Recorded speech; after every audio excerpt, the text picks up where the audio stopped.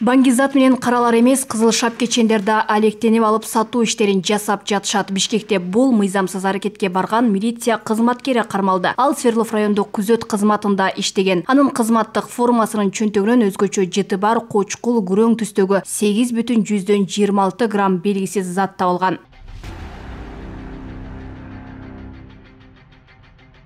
Милициянын наркологиялык текшерүүдөн өткөргөндө баңгизат колдонгону аныкталган. Кармалган кызматкер маңзатты Бишкектин Жал Кечи районундагы батирлердин биринен сатып алганын айткан. Бул даректеги үйдү тинтүү учурунда 57 граммдан ашык баңгизат табылган. Ал үйдө баңгизатты колдонуп отурган 4 жаран аныкталган. Бул факты боюнча учурда кылмыш иши козголуп, милиция камакка алынган. Буга чейин Ошто коомчулукта чоң резонанс жараткан уюшкан кылмыштуу топтун мүчөлөрүнө кол салуу болуп, бирөө каза тапса, экинчиси ооруканага түшкөн. Булардын ортодогу чыры баңгизат менен байланыштуу болушу мүмкүндүгү айтылган. Анткени ошол окуяда каза болгон Нурсултан Асанов ири көлөмдөгү баңгизат менен жакынкы аралыкта кармалмак. Анткени Ички иштер министрлиги маалымат алып, даярдык көрүп жатканын билдирген. Каза болгон Асан Нурсултан мурда каракчылык жана денеге оор залал келтирүү кылмыштары жасаган үчүн кылмыш болуп тартылган. Андан сырткары ал баңги каражаттарын саткандыгы үчүн ички иштер органдары кылмыштардын бирдиктүү эсине катталып, аны баңгизат сатып жүргөндүгү боюнча ири өлчөмдөгү баңгизат алуу боюнча ыкчам тергөө амалдары жүрүп жаткан болчу.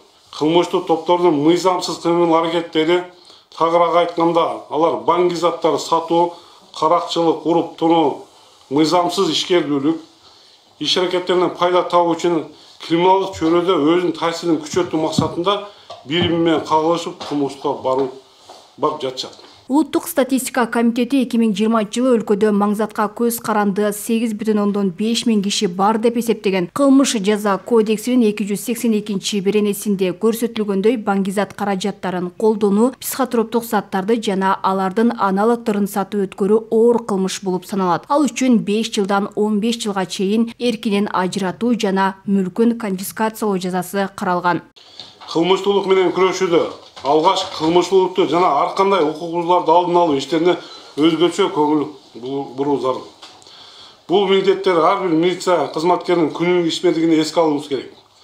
Бүгүнкү күндө милиция кызматкерлери өлкөбүздүн ар кайсы аймактарында жарандары менен жеринде иш алып барып, алардын арыз даттанууларын угуп, мыйзамдыкты сактоо, кылмыштын алдын алуу багытында түшүндүрүү иштерин алып келүүдө. Коомчулуктагы мындай үрөй учурган окуялардын болушу ар бир жаранды сестентпей койгон жок. Милиция кызматкеринин баңгизат колдонгондор менен табакташ болушу укук коргоо органдарынын беделине шек келтирди. Бул жагдайда милициянын ардагери Калдарбек Ыдыров кыргыз милициясы реформага муктаж экенин белгилейт. Азыркындай учурлар кайтадан төмөндөтүп, милицияга болгон ишенимди жок кылат. Мен дайыма айтып келем, адамдын башына кыйынчылык түшкөндө же апа деп кыйкырат, же милиция деп кыйкырат, башка эч кимди чакырбайт. Анан чакырайын деген милициянын акыбалы ушул болуп, кылмыштын баарын жашырып атсана кандай ишенич калышы мүмкүн. Нет, мен ойлойм, милицияда мындай разумный реформа керек.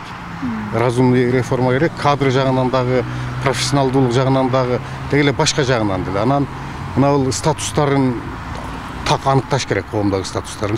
Кээде милиция өзүнө тиешеси жок эле иштерди аткарып жүрөт. Буга чейин чоң резонанс жараткан кылмыш иштин дагы бири кафенин кожоюнан $1000 талап кылган уюшкан кылмыштуу топтун мүчөлөрүн Кочкор райондук ички иштер башкармалыгынын кызматкерлери жаап салган. Бул иш боюнча уюшкан кылмыштуу топтун 4 мүчөсү кармалып, УКМКнын убактылуу кармоочу жайына киргизилген. Ички иштер министрлигинин каттоосунда уюшкан кылмыштуу топтун 1199 мүчөсү бар. Былтыр ар кандай кылмыштуулук боюнча 153 мүчөсү кармалган. Алмагүл Эркебай кызы, Жылдыз Кадырбаева, Ош ТВ.